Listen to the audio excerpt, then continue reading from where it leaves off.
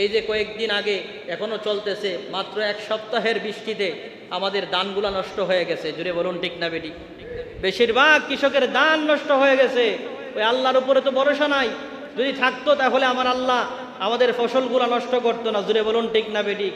রসুল বলেন, যখন উম্মত এই জাতি যখন বেশি বেশি পাপ করবে, যখন অন্যায় অপরাধ দুনিয়ার মধ্যে যখন বেড়ে যাবে, যখন মিথ্যা ফাসাদ এবং বিভিন্ন ধরনের হত্যাকাণ্ড যখন সমাজে বেড়ে যাবে, তখনই আল্লাহ তাআলা বিভিন্ন ধরনের বালা মুসিবত গজব আযাব দেয়। জুড়ে বলুন ঠিক না বেটি?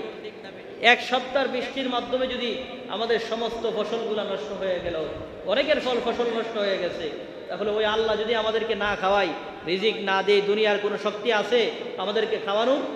জুড়ে বলুন না, আছে নাকি? তাহলে রিজিক চাইতে হবে কার কাছে? আরো জুড়ে বলুন না, কার কাছে? আল্লাহর কাছে। যা আপনার চাওয়ার দরকার সব আল্লাহর কাছে চাইবেন। চিৎকার মেরে বলুন সুবহানাল্লাহ।